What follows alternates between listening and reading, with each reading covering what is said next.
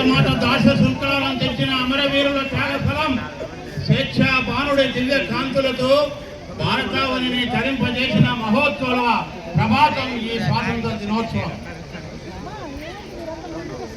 గౌరవ జిల్లా కలెక్టర్ గారు గౌరవ వందనాన్ని స్వీకరిస్తున్నారు. మన పోలీసు సైనికులతోటి